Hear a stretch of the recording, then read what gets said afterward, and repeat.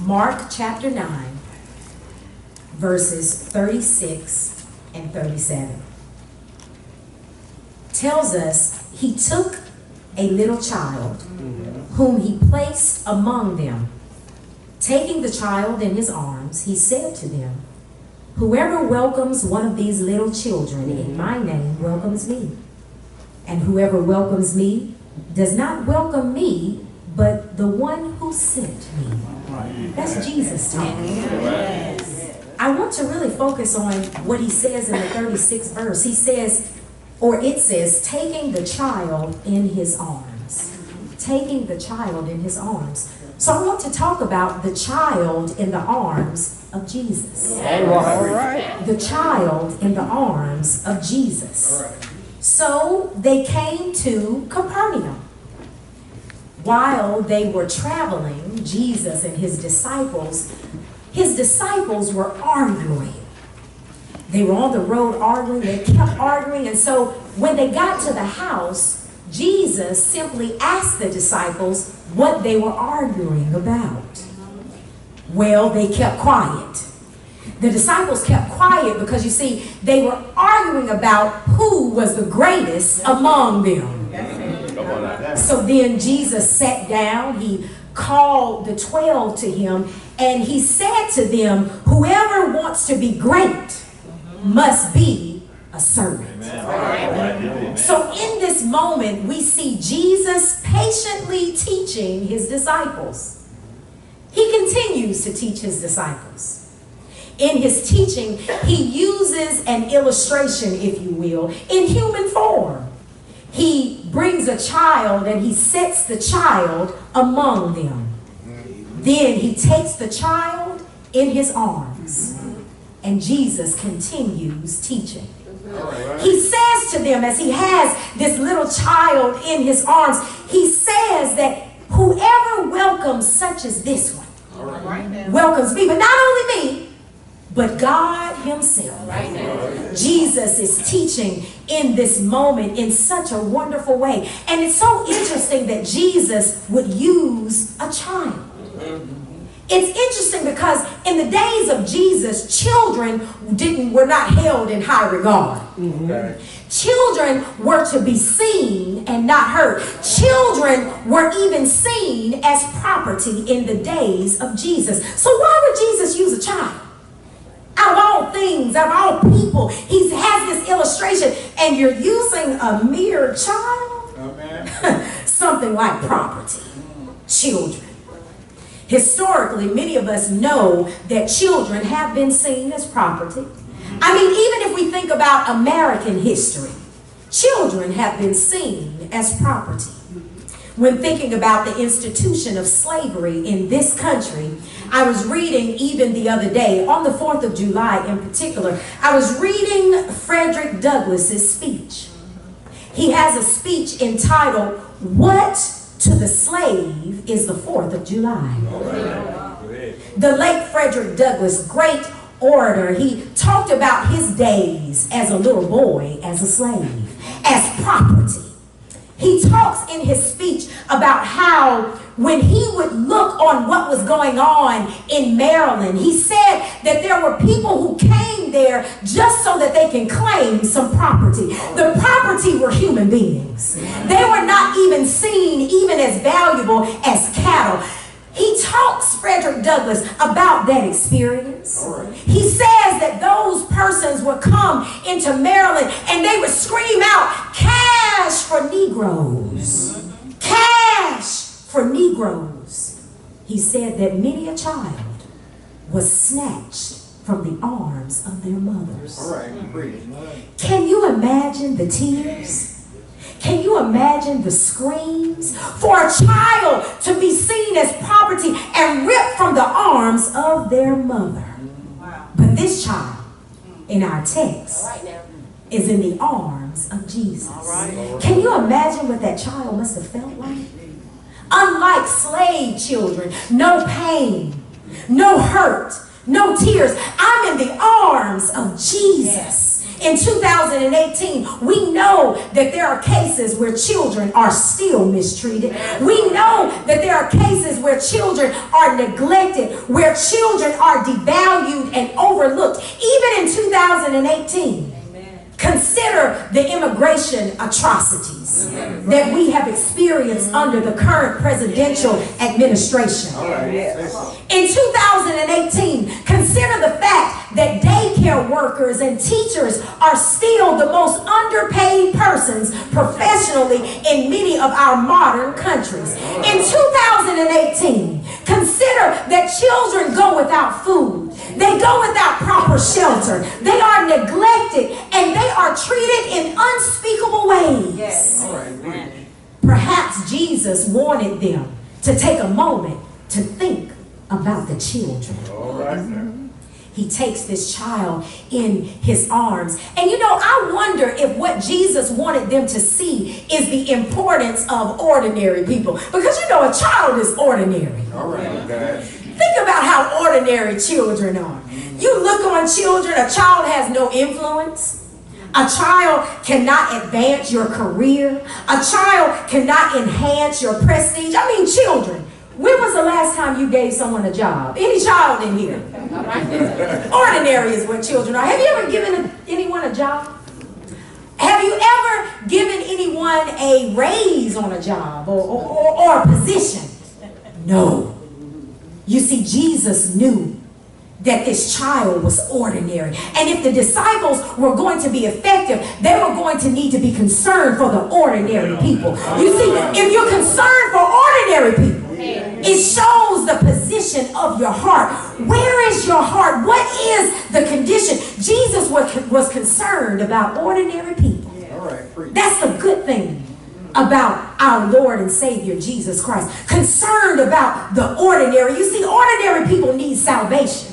Ordinary people need to be redeemed. Ordinary people need to be healed and delivered and set free. He was concerned about ordinary people. If you read the book of Mark, you'll find that there was a man in the synagogue who was possessed with an impure spirit. Jesus was concerned about this ordinary man. Not only that, there was Simon's mother-in-law who was sick. The Bible tells us that Jesus took her by the hand. Jesus healed her. She was an ordinary woman. If you keep reading the book of Mark, you'll find that Jesus was concerned about ordinary people. He drove out various diseases, drove out demons. Jesus healed a man with leprosy. And let's not forget, talk to us, preacher, that there was a man on a mat. He could not get himself to Jesus, but there were 4 men who cut open the roof, lowered the man down. Jesus was concerned about ordinary people. And I'm glad that Jesus is concerned about ordinary people, because as I stand here with my ordinary self, serving an extraordinary God who does great things for me, even though I'm ordinary. So this child was ordinary. Talk, preacher.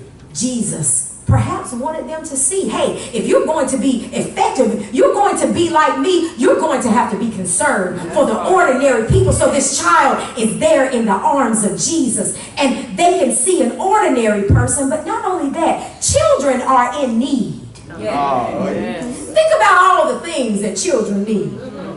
It's not much that we can ask from a child, but a child is always asking. Parents tell me for some things. Young people, do you always ask your parents? Amen. He said amen. I got an amen on it. A child has to have things done for them. Now, we like it when they grow up and they're able to do some things for themselves, but there's so many things that they cannot do. And that's why I applaud parents and grandparents today. You brought these children here so that they can lead in worship. They couldn't bring themselves. You brought these children here so that they can sing on the choir. They couldn't get here on their own. You brought these children here because you understand the importance of giving them the opportunity to serve the Lord, because we know that only what we do for Christ will last. So a child is in need. Jesus knows that if they welcome, if they open their hearts to one like a child, All right, now, preach. it's very difficult for them then to be self-absorbed. Because then they would have to think of someone other than themselves. So remember, they were already arguing on the road about who was the greatest. Sounds like they may have been self-absorbed. I wonder what the conversation was like. I wasn't there.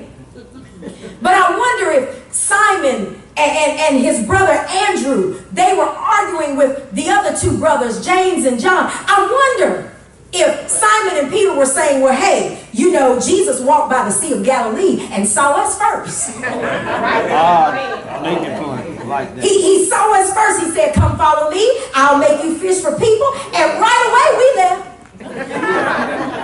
We dropped our nets. That makes us the greatest. All right. Self-absorbed.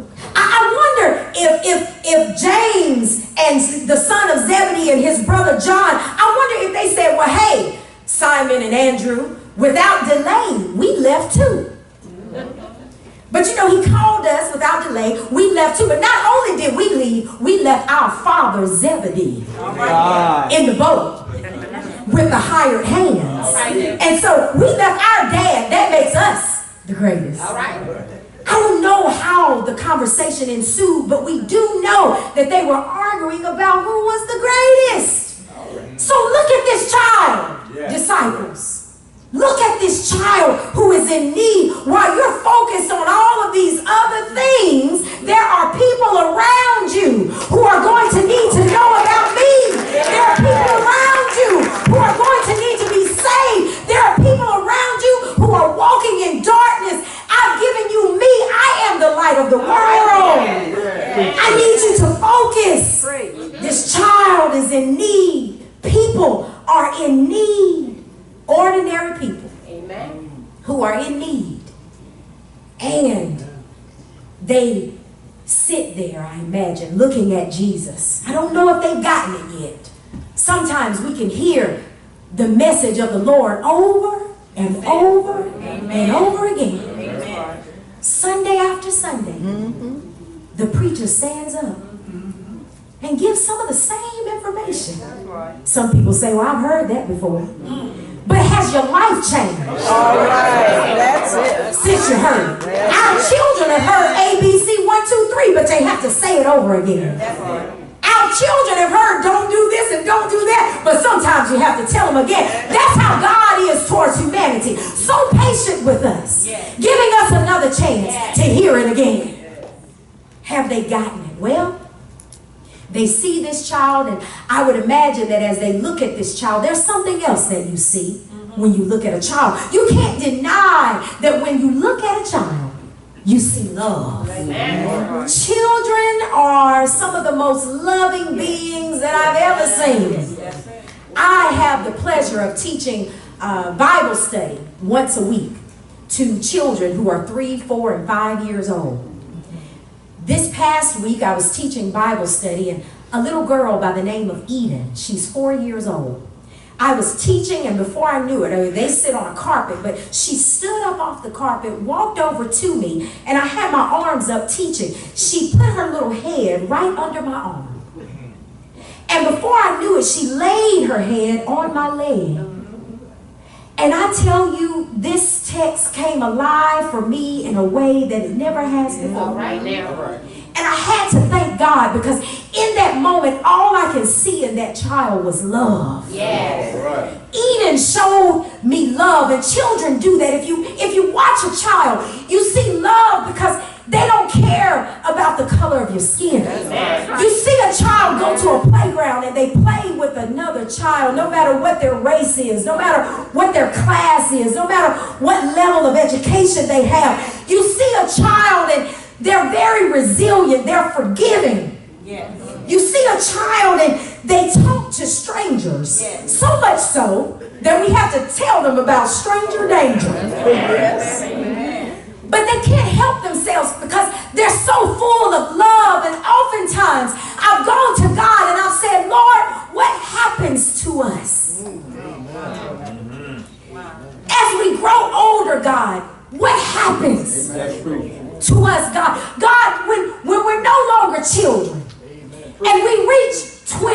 30, 40, 50, 60, 70, 80, 90, 100. What happens, humanity? To where we don't love one another the way that God has commanded us to. Sometimes we put more energy into hate than we do love. What has happened to us? The Bible tells us in 1 John 4, 7 and 8, it says, beloved, let us love one another. For love is of God, and everyone that loveth is born of God and knoweth God. He that loveth not knoweth not God, for God is love. What happens, disciples, when you leave this moment and you haven't gotten the message? Because disciples, if you're going to follow in the way of Jesus Christ, you must know that God himself is love. If they were going to be like their great teacher Jesus, they would have to welcome all people. People that don't look like you. People who don't smell like you. People who don't talk like you. People who don't have the things that you have. Everybody matters to the Lord. So there's room in the arms of Jesus. And I'm glad about Jesus, because the thing about the Lord is that the Lord gives us a holy embrace.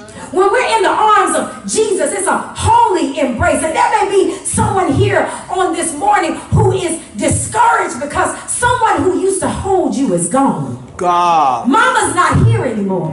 Daddy's not here anymore.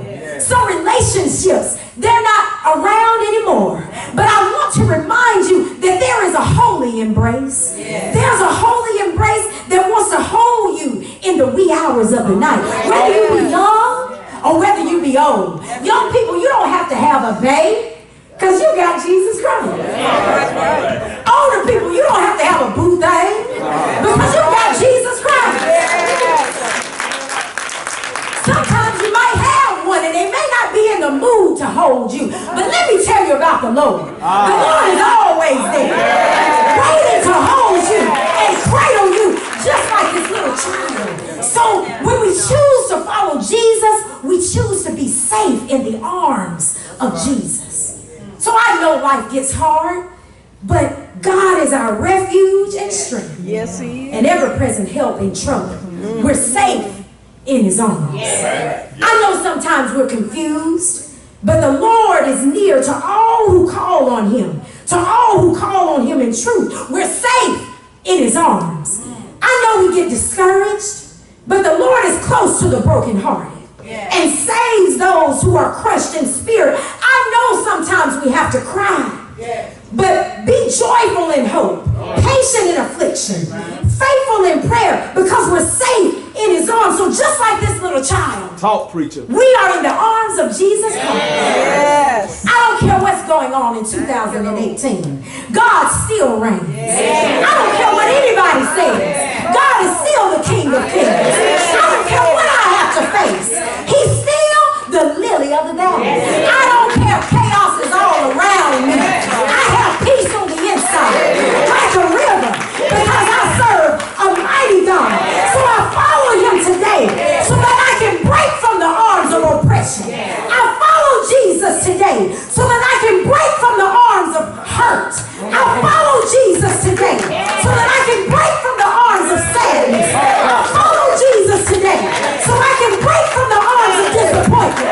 I follow Jesus today so I can break from the arms of confusion. I follow Jesus today so that I can break from the arms of sin, because he stretched out his arms and he died on the cross. They put nails in his hands for humanity's sin. They put nails in his feet for humanity's sin. They even put a crown on his head and pierced him in his side. Oh, I can see his arms now, stretched out for our sake. But those same arms got up with all power. Because he got up with all power, I believe I can face another day. And what you see at the end of the day, I'm that child in the arms of Jesus. At the end of the day, you're that child in the arms of Jesus. So you have to recognize that you're safe when you're in the arms of Jesus. It's like the songwriter said. The songwriter said, because the Lord is my shepherd.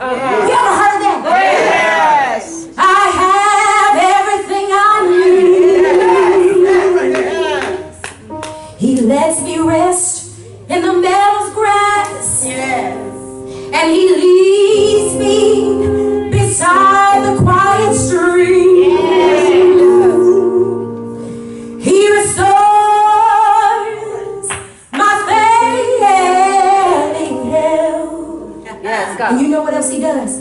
He helps me to do what honors him most. That's why I'm saved. That's why I'm saved. That's why I'm saved.